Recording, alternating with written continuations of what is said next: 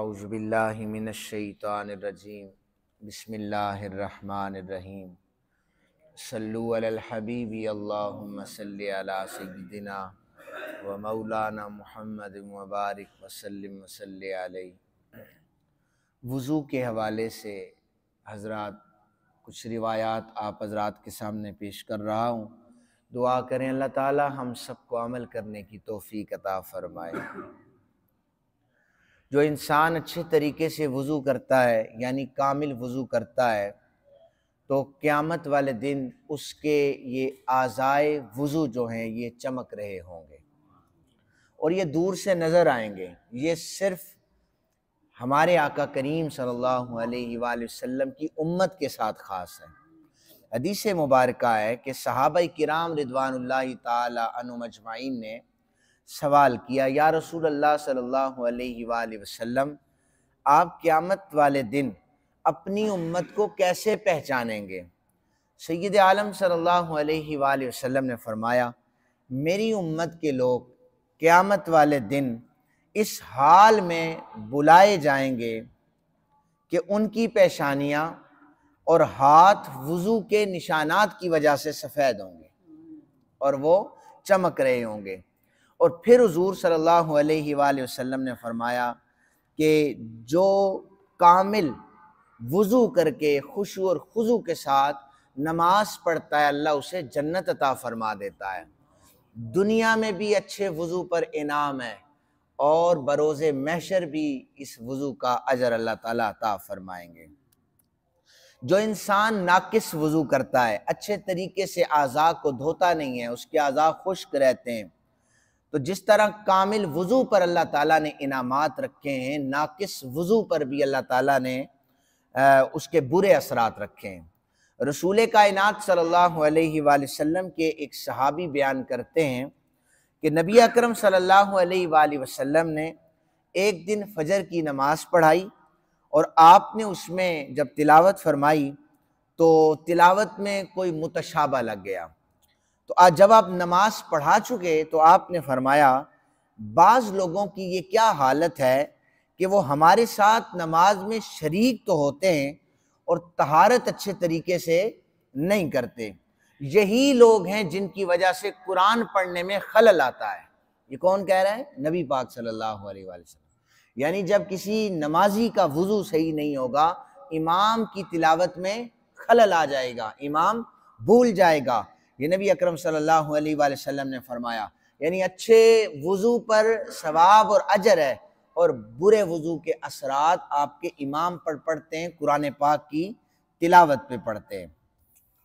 اس کے بعد مکمل جو وضو ہے اس حوالے سے کچھ آداب ہیں۔ دیکھیں، نیت المؤمن خیر من عملی، کہ مومن کی نیت اس کے عمل سے بہتر ہے، تو اس لیے نیت کر لی جائے۔ پھر ہر اچھے کام کے لیے بسم اللہ الرحمن الرحیم پڑھی جاتی ہے، اور وضو جو ہے یہ عظیم الشان عبادت کے لیے آپ طہارت کر رہے ہیں، اس لیے اس سے پہلے لازماً بسم اللہ الرحمن الرحیم پڑھی جائے، کیونکہ سید عالم صلی اللہ علیہ وآلہ وسلم نے فرمایا لا وضوء لمن لم یذکر اسم اللہ، اس کا وضو نہیں ہے جس نے بسم اللہ نہیں پڑھی، اس کا وضو نہیں ہے جس نے بسم اللہ نہیں پڑھی۔ پھر فرمایا کہ ہر عضو کو اچھے طریقے سے پانی پہنچایا جائے، انگلیوں کے درمیان خلال کیا جائے، اپنے بالوں کو داڑھی میں اچھے طریقے سے خلال کیا جائے، پاؤں کی انگلیاں اکثر جڑی ہوئی ہوتی ہیں، ان کو اچھے طریقے سے یہاں تک پانی پہنچایا جائے، اور یہ آنکھوں کی یہ جو چیزیں اکثر اندر دسی ہوتی ہیں، بندہ جب چہرہ دھوتا ہے یہاں پر پانی نہیں پہنچتا، یہ ساری چیزیں کامل وضو میں آتی ہیں۔ فرمایا کہ مشکلات کے باوجود، مشکلات کیا ہیں؟ سردیاں ہیں اور پانی ٹھنڈا ہے، اس کے باوجود بھی کامل وضو جو کرے گا اسی کی عبادت کو قبول کیا جائے گا۔ پھر اسلام نے ہر اچھے کام کو دائیں طرف سے شروع کرنے کا حکم دیا ہے۔ سیدہ عائشہ صدیقہ رضی اللہ تعالی عنہا فرماتی ہیں رسول کائنات صلی اللہ علیہ وآلہ وسلم دایاں جوتا پہلے پہنتے، کنگھی کرنے میں دائیں طرف سے شروع کرتے، وضو اور ہر اچھا کام اس کی ابتدا دائیں طرف سے ہوتی، تو وضو جو ہے یہ اچھے کاموں میں ہے اور عظیم الشان عبادت سے پہلے ہے، اس لیے اس کی ابتدا بھی جو ہے وہ دائیں سے، یعنی جب بھی کوئی عضو دھویا جائے تو وہ دائیں طرف سے شروع کیا جائے۔ 3 دفعہ یہ ہر عضو کو دھویا جاتا ہے، اور 3 بار سے زیادہ دھونا یہ بھی خلاف سنت ہے، اور 3 بار سے کم دھونا یہ بھی خلاف سنت ہے۔ اس لیے لیکن اگر کوئی بھول جاتا ہے کہ میں نے 2 دفعہ دھویا، اس میں کوئی حرج نہیں ہے، لیکن 3 دفعہ سے زائد بندہ، ایک شکی لوگ ہوتے ہیں اکثر، تو وہ زیادہ اس کو جو ہے وہ بازو کو، ہاتھوں کو دھوتے ہیں، وہ 3 دفعہ سے جب زیادہ ہو جاتا ہے تو یہ خلاف سنت ہو جاتا ہے۔ اور کم اگر دھوئے گا کہ ٹھیک ہے میں نے تو یہ چیز پوری کر لی ہے، اگر بھولا نہیں ہے، جان پوچھ کر کیا ہے، تو یہ بھی خلاف سنت ہے۔ نبی اکرم صلی اللہ علیہ وآلہ وسلم نے فرمایا وضو اس طرح ہوتا ہے، اور جو کوئی اس سے زیادہ کرے یا کم کرے تو اس نے برا کیا اور ظلم کیا۔ آپ نے وضو کر کے بتایا۔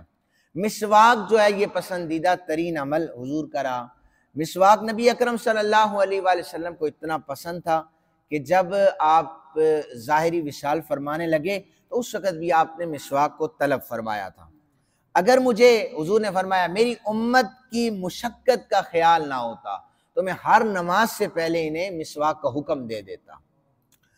پھر وضو کے بعد ذکر الہی کے حوالے سے نبی اکرم صلی اللہ علیہ وآلہ وسلم نے فرمایا جو کوئی عمل بڑا چھوٹا ہے لیکن دیکھیں، جو کوئی کامل وضو کرتا ہے، وضو کرنے کے بعد وہ اشہد ان لا الہ الا اللہ و اشہد ان محمد عبدہ و رسولہ، اس انداز سے انگلی شہادت کی اٹھائی اور آپ نے دوسرا کلمہ پڑھا۔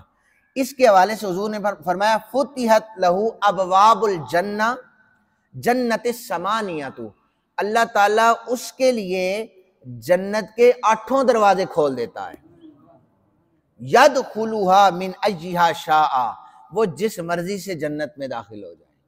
یہ عمل کتنا چھوٹا سا ہے، انگلی اٹھائی اور دوسرا کلمہ پڑھا۔ پھر وضو کے بعد تحیۃ الوضو، مسجد میں آ کر 2 رکعت نماز نفل ہے۔ ان کے حوالے سے لوگوں کو نہیں پتا تحیۃ الوضو کا، ان کی بڑی فضیلت ہے، اور فضیلت کے حوالے سے میں آپ کو حدیث مبارکہ سناتا ہوں۔ معراج کی رات سید عالم صلی اللہ علیہ وآلہ وسلم واپس تشریف لائے نا، تو آپ نے حضرت بلال حبشی کو بلایا۔ بلال، ایسا کون سا عمل کرتے ہو کہ تمہارے قدموں کی آہٹ کو میں نے جنت میں سنا ہے؟ حضرت بلال حبشی عرض کرنے لگے کملی والے آقا، اتنا تو ایسا عمل جو مجھے بھی خود محسوس ہو کہ بہت زیادہ ہے، وہ تو میں نے کوئی ایکسٹرا نہیں کیا، لیکن ہاں جب میں وضو کر لیتا ہوں تو اللہ جو میرے نصیب میں لکھتا ہے اتنی رکعتیں میں مسجد میں پڑھ لیتا ہوں۔ تو نبی اکرم صلی اللہ علیہ وآلہ وسلم نے فرمایا تمہارے، وہ تحیۃ الوضو تھا، تو فرمایا تمہارے اس عمل سے تم چلتے زمین پر ہو، قدموں کی آہٹ جنت میں سنی جاتی ہے۔ اس لیے آپ اس اہم ترین چیز کو آپ بالکل عام نہ سمجھیں، وضو اچھے طریقے سے کریں۔ اللہ تعالی ہم سب کو عمل کرنے کی توفیق عطا فرمائے۔ وما علینا الا البلاغ۔